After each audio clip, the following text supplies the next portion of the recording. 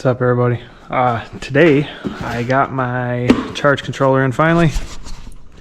I just bought off eBay. It's I guess you call it auto sensing one, but it's still the MPPT solar charge controller. But it's good for 100 amps, so it has the big input terminals, I guess you want to call it. I don't know, I can never remember how to pronounce technical terms on here.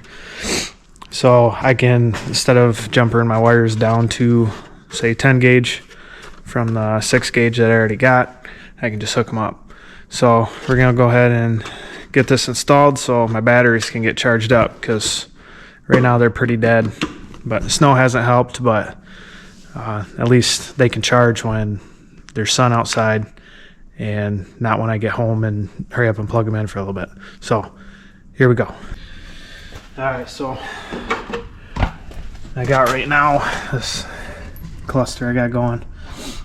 I'm gonna clean this up when it gets a little warmer, because I just kind of threw it together to try it. But it's got a couple batteries in the series, so it's 24 volt, deep cycle, lead acid, 1000 watt inverter, and then I just got battery cables and a 600 volt rated terminal block, terminal distribution block in there. And then I just got a amp gauge, tells you the volts and stuff coming in.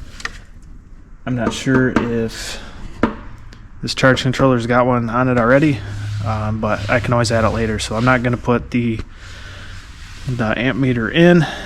And if the charge controller's already got one, I'm going to put the amp meter somewhere else eventually. So let's get this going. So first thing we're going to do is I'm going to get this mounted up.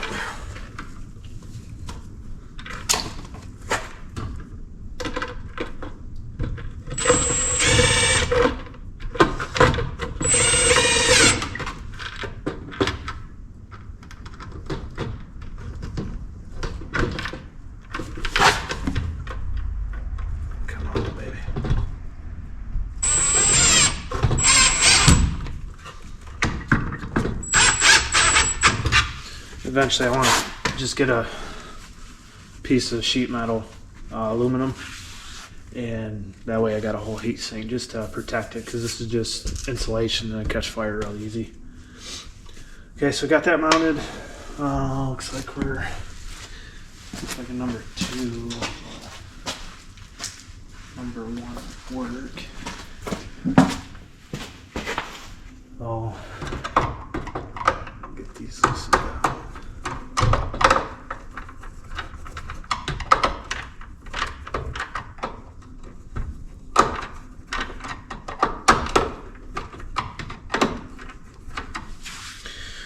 Alright, first thing we're going to do is we're going to hook our solar panel using 6 100 watt panels. They're polycrystalline. I have 3 banks of 24 volt. Here's my solar panels that I got. And then also my little wind turbine that I need to put up on the roof, but it works for now. Alright, so get this unhooked.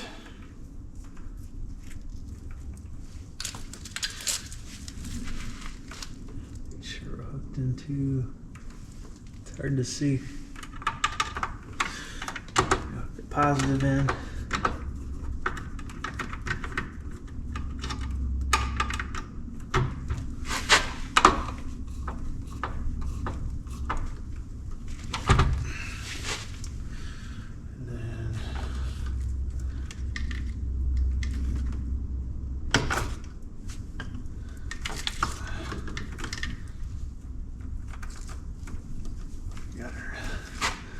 Negative.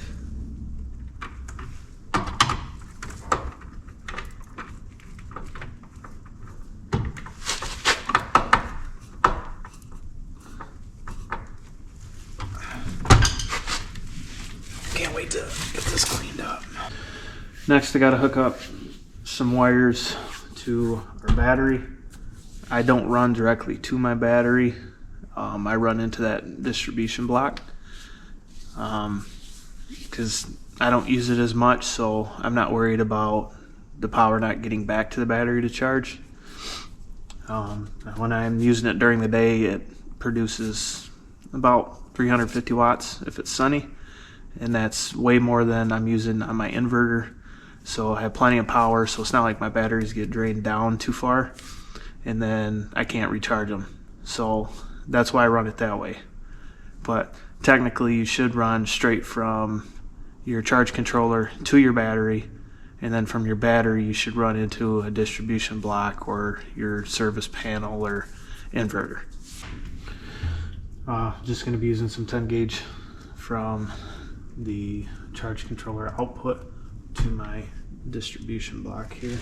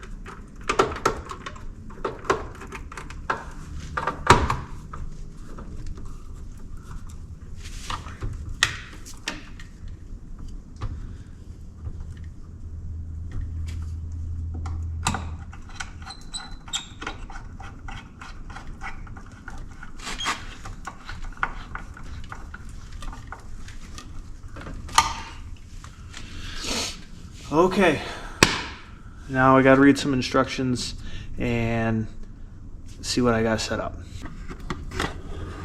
Let's see. Looks like we got 24.8. This is Missouri Wind and Solar showing me, so it's pretty close. Showing me 0.8 amps, 0.9 amps. Our load percent, we don't have a load on yet. There's nothing there. So let's get this figured out. Okay. Click my dump load. And this will actually be DC. So my dump load, you can run your inverter out of the dump load if your batteries are charged. So I'm wondering if I do it that way. I think it would be smarter because then I could run my inverter the way it's supposed to be run.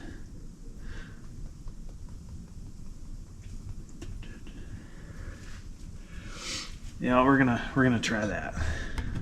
Okay, so we're gonna shut the inverter off.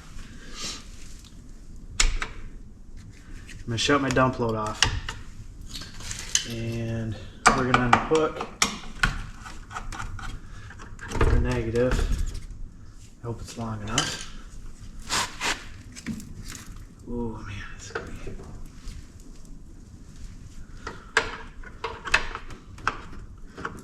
Oh yeah, I'll make it.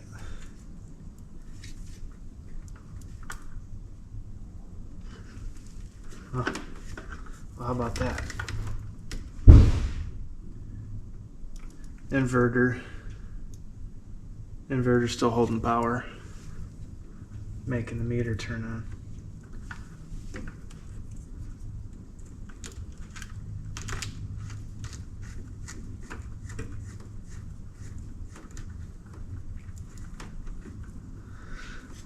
Okay, there you go. Inverter's completely dead. Take a positive for inverter.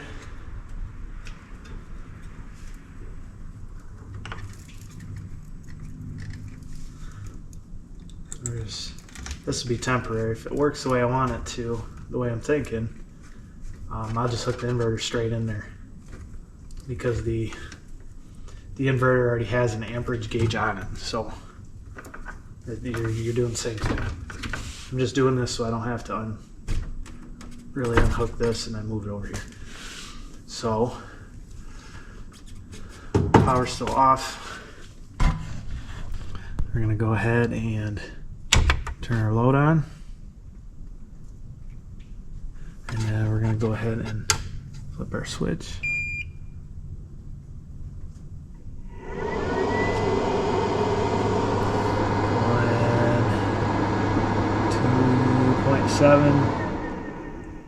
2.7 amps. Actually, I lied to you, because this amp gauge is going to be drawing how much power DC is coming out of here. The one I told you up here is the AC one. So actually, I might keep that there then. But we're discharging. We're discharging from our batteries. We're at 24.8 volts. And I still have this hooked to the batteries itself. And we're showing the same ballpark. We're charging 0.7 amps in. So if I go ahead and turn that off, all my lights die.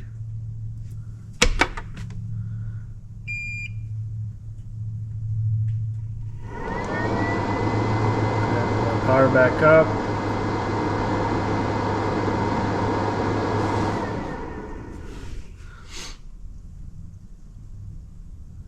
So I got to figure out what the rest of the settings are. I'm not sure what else I need to put in here. Here's the little barcode I got on it.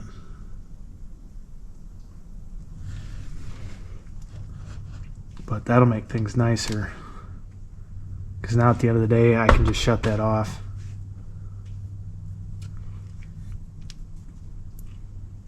And so the way this works is, you got your batteries.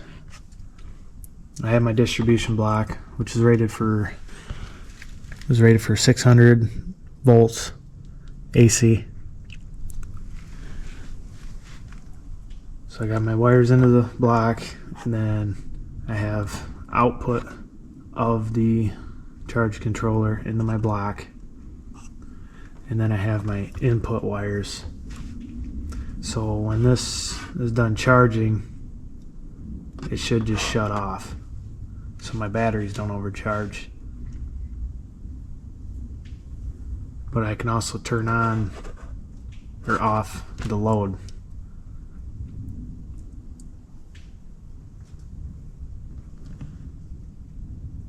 And then of course this is my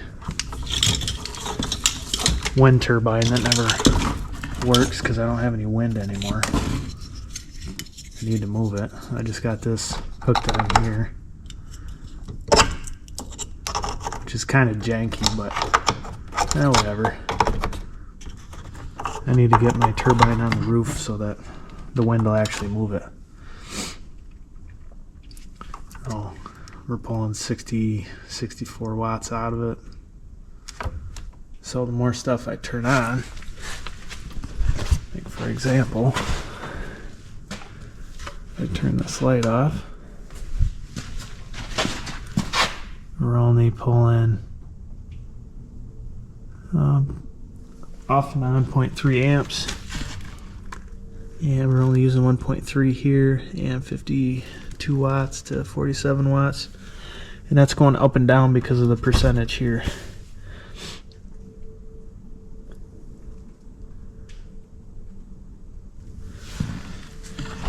So we'll try this for a week or so, maybe when we get some sun, and I can review it or something.